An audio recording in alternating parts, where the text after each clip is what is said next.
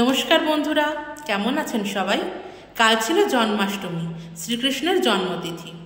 যেমন করে শ্রীকৃষ্ণ জন্মেছিল মা দেবকীর কাছে এবং বড় হয়েছিল মা যশোদার কাছে, ঠিক তেমন করেই আজকের গল্পের অমূল্য ধন মা অন্নপূর্ণার কাছে জন্মালেও বড় হয়েছিল মা বিন্দুর কাছে।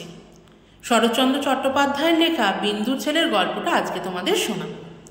গল্পের প্রথমে আমরা দেখি বড় ভাই যাদব মুখার্জি ছোট ভাই মাধব মুখার্জিকে খুব কষ্টের মধ্যেই মানুষ করেছিল, তাকে ওকালতি পড়িয়ে প্রতিষ্ঠিত করেছিল এবং বিয়ে দিয়েছিল জমিদারের একমাত্র কন্যা বিন্দুবাসিনীর সাথে। কিন্তু বিন্দু ছিল বড় অভিমানিনী, নতুন সংসারে ঠিক মানে নিতে পারছিল না সে। তাই বড়জা অন্নপূর্ণা তার কোলের ছেলে অমূল্যকে দিয়েছিল বিন্দুকে মানুষ করার জন্য।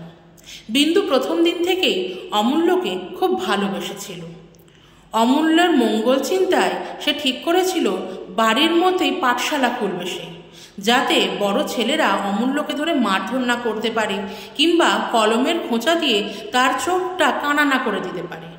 এমন করেই চলছিল দিন। এবার এলো তাদের বাড়িতে তাদের পিস্তুত যা এলোকেশী। তার ছেলে খুব বকাঠে ছিল, তাই বিন্দু চাইতো না তার ছেলে অমূল্য তার সাথে মিশুক। কেননা বিন্দুর স্বপ্ন ছিল যাতে অমূল্য দেশের 10 জনের একজন হয়। কিন্তু সেই স্বপ্নে বাধা পড়ল। দাদা নরেনের সাথে মিশে অমূল্য সিগারেট খেতে শিখল, স্কুলে মারপিট করল, এমনকি জমিদার বাড়িতে খ্যামটার নাচ পর্যন্ত দেখতে গেল সে। এরপরে এই সকল ঘটনায় ভয়ানক দুঃখ পেয়ে বিন্দু তার দিদি অন্নপূর্ণার সাথে ঝগড়া করে বসল।